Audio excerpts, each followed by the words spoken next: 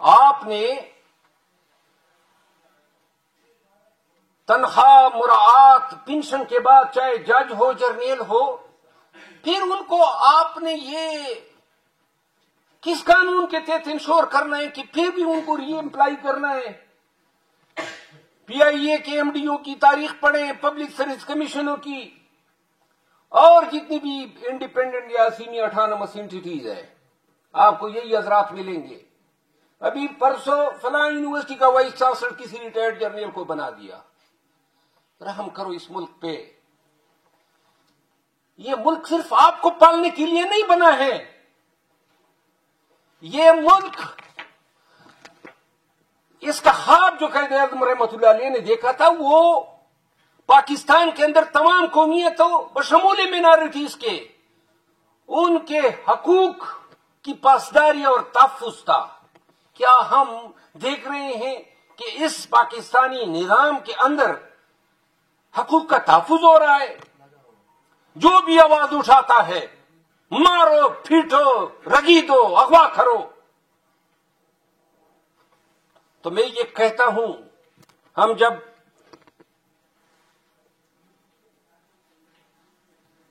توقع رکھتے ہیں، میں پاکستانیوں کو کہنا چاہتا ہوں، یہ توقع رکھنا کہ فل کورٹ بیٹھے گی اور وہ جناب آپ کا نظام درست کرے گی، احمقوں کی جنت میں رہنے کے مترادف ہے۔ یہ توقع رکھنا کہ جناب علی فلاں فلاں کا ضمیر جاگے گا، استعفے دیں گے، نظام درست ہوگا، یا یہ توقع رکھنا کہ کوئی غیبی مدد آئے گی اور پاکستان کے حالات جو ہیں آپ کے لیے درست کر لے گی، معیشت چل پڑے گی، قانون کی حکمرانی ہوگی، اور سب جو ہیں وہ پاک سرزمین شادباد کے گانے لگائیں گے اور فخر سے کہیں گے کہ جی اس ملک میں قانون کی حکمرانی کی ہریالی ہے، کیونکہ غیبی مدد آئے گی۔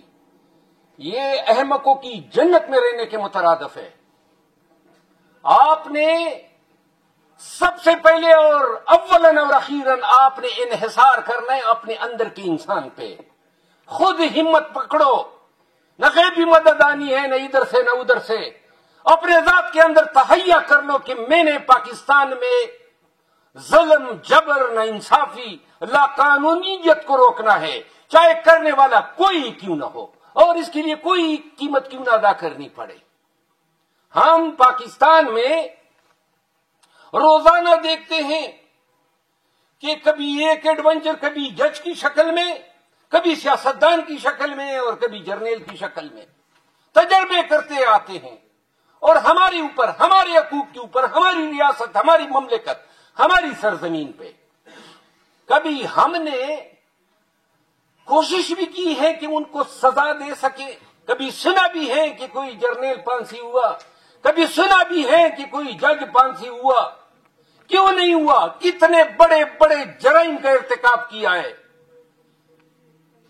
کیونکہ ہم نے ہی یہاں پہ امیونٹی کا کلچر متعارف کرایا ہے کہ جناب بارسوخ لوگ جو ہیں وہ قانون کے اثر سے آزاد ہیں، ان پہ قانون کی لاٹھی نہیں پڑ سکتی ہے۔ اللہ کے بندو، چائنا میں دیکھ لو نا، ساؤتھ کوریا کی مثالیں آپ کے سامنے ہیں، توپوں کے سامنے تو رکھ کے ان کو اڑاتے ہیں۔ وہاں نظام کیسا ہے اور آپ کا نظام کیسا ہے؟ 76 سال میں اسی نظام میں آپ نے رہتے ہوئے اس ملک اور اس ملک کے لوگوں کا دڑن تختہ کر دیا۔ پاکستان کو ضرورت ہے کہ ہم احتساب کے ایسے عمل کو متعارف کرائیں جس کا تابع جج بھی ہو، جس کا تابع جرنیل بھی ہو، جس کا تابع جو ہے معاشرے کا شخص ہو، اور کسی کی جرت ہی نہ ہو۔ یہاں جرت کیا، یہاں کہتے ہیں قانون کی چڑیا کا نام ہے۔ آج اسلام آباد میں آپ کا ایس ایچ او اتنا بے شرم ہو گیا ہے۔ میں دبئی گیا تھا، اب سنیں مثال دے رہا ہوں، دبئی گیا تھا ابھی کچھ دنوں قبل، ایک ہفتہ 10 دن قبل، تو میرے ایک جونیئر کو ایک ایس ایچ او کی کال آتی ہے، میں نے کسی جگہ پہ وہاں یہ سیمینار تھا، ورکشاپ تھا، یہ اوورسیز پاکستانی بچوں کو جو بیچتے ہیں، تو وہاں میں نے جانا تھا، اس میں شرکت کرنی تھی، ایک تاریخ رکھی تھی۔ تو اس ایچ او نے کہا میرے جونیئر کو کہ جی وہ مروت صاحب کو بتا دے کہ وہ نہ آئے، ورکشاپ میں نہ آئے۔ تو بھائی کون ہو تم؟ تو جونیئر نے مجھے کہا کہ جب میں نے ان کو بتایا کہ وہ تو باہر ہیں، اب کاش میں ادھر ہوتا اور میں چاہتا کہ میں آتا اور میں دیکھنا چاہتا تھا کہ تم غنڈہ گردی پہ کس طرح مجھے جو ہے یا بدماشی کے زور پہ یا ڈنڈے کے زور پہ تم مجھے رام کر سکتے ہو۔ میں بحیثیت پاکستانی قانون جانتے ہوئے کسی ایسے چو تانے دار رینجر ایجنسی کے کسی غیر قانونی قدم پہ سر خمی نہیں کر سکتا ہوں۔ یہ قانون نے مجھے سکھایا ہے، 32 سال سے میرے دماغ میں پڑا ہے، 32 سال سے میں نے یہ سیکھا ہے کہ میں نے لوگوں کو ان کا حق جو ہے دلانا ہے، تو کس طرح کوئی میرے اپنے حق پہ قدغن کس طرح لگا سکتا ہے؟ پاکستانیوں، پاکستان کو ضرورت ہے کہ قوم یہ احساس کرے کہ ہماری خاموشی یا ہماری ان ایکشن، کوئی فعل کا ارتکاب نہ کرنا، ان حالات و واقعات پہ اپنے ضمیر کے مطابق کوئی عملاً کردار ادا نہ کرنا، بلحاظ مجموعی ہم اس ملک کو آہستہ آہستہ طوائف الملوکی، ٹوٹلیٹیرزم، بلکہ ایک مافیا کے سپرد کرتے جا رہے ہیں۔ جس طرح آپ کے سامنے ہوا، ایم این ایز بنائے گئے جو تھے نہیں، ایم این ایز بنائے گئے فارم 47 پہ، حکومت بنائی گئی فارم 47 پہ، آئینی ترمیم کر دی گئی انہی فارم 47 کی بنیادوں پہ۔ کس طرح مہذب معاشروں میں اس طرح ہو سکتا ہے؟ ہمارے یہاں ہو رہا ہے۔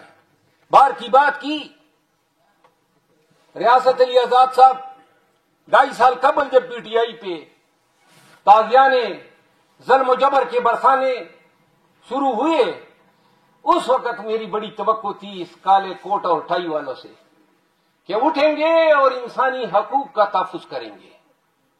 2.5 سال سے راہ دیکھتے دیکھتے اب میں مایوس ہو چکا ہوں، کیونکہ میں یہ سمجھتا ہوں کہ اس پیشے نے ہمیں سکھایا تھا کہ ہم نے اپنے معاشرے اسلام آباد کے لوگوں کے لیے، اگر میں اسلام آباد میں وکالت کرتا ہوں تو میں نے دیوار بننا ہے ان کے حقوق کی پامالی کے برخلاف۔ اگر کوئی میٹھا شوانہ میں، کوئی جلال پور جٹھا میں یا کوئی تونسا شریف میں وکالت کرتا ہے تو وہاں کے وکیلوں نے وہاں کے مکینوں کے لیے بننا تھا۔ جب پورے پاکستان میں بنیادی شہریوں کے حقوق پہ یلغار ہوئی تو سب سے اہم جو کیجولٹی تھی وہ تحصیلوں کی، اضلاع کی اور صوبوں کی بارے تھی، جو کچھ نہیں کر سکی، شاید ڈر گئی تھی۔ اور وہ ڈر آج بھی وکلاء کو کسی تحریک پہ گامزن کرنے سے روک رہا ہے۔ ہم ماضی کی مثالیں دیتے ہیں، آج مجھے شک ہوتا ہے کہ شاید مشرف کے خلاف جو تحریک چلی تھی وہ بھی کیانی کی مشاورت سے چلائی گئی تھی، کیونکہ ہمارا اس پیشے میں یہ یونیفارم پہننے کا حق تبھی ادا ہوگا جب ہم خود مجسم بن کے، انکارنیٹ ہو کے، یہ حق ادا تبھی کر سکتے ہیں جب ہم کہیں گے کہ ہم اپنی اس نظام کے ساتھ کسی قسم کی زیادتی نہیں ہونے دیں گے۔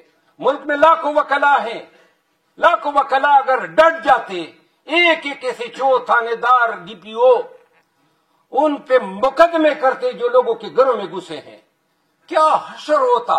ہمیں پتہ ہے نا، جب بار اکٹھے ہوتی ہے اور بار ایکٹیو ہوتی ہیں تو کسی کی مجال نہیں۔ کیوں کر ہم پاکستانیوں کے حقوق کا تحفظ نہ کر سکے؟ عدلیہ فیل ہوئی، ناکام ہوئی۔ 76 سال میں پہلی دفعہ انہوں نے 199 کی انفورسمنٹ کرنی تھی، اور پہلی دفعہ جب ان پہ ذمہ داریاں پڑی تو ہم نے بڑے بڑے مائلاڈوں کو جو ہے ڈیتے دیکھا، گرتے دیکھا. ہم پیش ہوتے تھے، ہمیں پتہ ہوتا تھا کہ حضور نے کوئی ریلیف نہیں دینی ہے، بزدل ہے، ڈرپوک ہے، سرنڈرڈ ہے، کمپرومائز ہے. بڑے بڑے جج آج بھی عدل کے ایوانوں میں بیٹھے ہیں اور چھوٹے چھوٹے مقدمے میں لمبی لمبی تاریخیں ملا کرتی تھی تاکہ کوئی ریلیف نہ ملے. یاد رہیں، پی ٹی آئی کے لوگوں کو اور پاکستانیوں کو نفسیاتی طور پر ڈرانے کے لیے ضروری تھا کہ کوئی ادارہ ان کو چھڑا نہ سکے. اگر ہفتے 6 دنوں میں ضمانتیں ہونا شروع ہو جاتی، کس پاکستانی نے ڈرنا تھا؟ آپ نے دیکھا علی محمد خان 24 دفعہ گرفتار ہوئے، شہریار افریدی 19 دفعہ گرفتار ہوئے، اسد قیصر 13 دفعہ گرفتار ہوئے، اور یہ سینکڑوں مثالیں ہیں. تو لہذا قصہ مختصر، پتہ نہیں آنے والا وقت ہمارے لیے کیا لاتا ہے، لیکن ایک چیز میں بتا دوں کہ اگر پاکستانی قوم نے آج بھی اس کا احساس نہیں کیا کہ ہم نے ظلم و جبر، زیادتی، لاقانونیت اور تبعیف الملوکی کے خلاف ایک قوم بن کے اٹھنا ہے.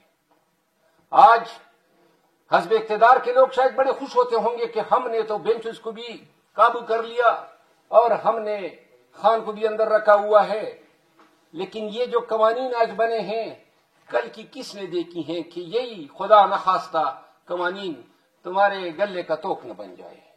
تو لہذا ہم نے ایسے قوانین کو پروانی نہیں چڑھانا ہے، بننے ہی نہیں دینا ہے جو قوانین شخصی آزادی کو، احترام آدمیت کو اور بنیادی حقوق کو اور عدلیہ کی آزادی کو کمپرومائز کرتا ہو. یہ وہ جنگ ہے، یہ حقیقی آزادی کا وہ خواب ہے جس کے لیے ہر پاکستانی نے اور ہر وکیل نے اٹھنا ہوگا. اور انہی الفاظ کے ساتھ میں آپ سب کا مشکور ہوں، آپ آئے. میں نے اس خطاب میں شاید جو باتیں کی ہیں وہ وکیل بن کے کی ہے، قطع نظر اس کے کہ کوئی یہ سمجھے کہ میں نے کسی پارٹی کی ترجمانی کی ہے. ایک وکیل کی فکر اور سوچ یہی ہو سکتی ہے. اور میں پھر کہتا ہوں کہ ہم اولاً آخراً وکیل ہی ہیں. موت ہی ہمارے جسم سے قانون کی حکمرانی کا خواب نکال سکتی ہے.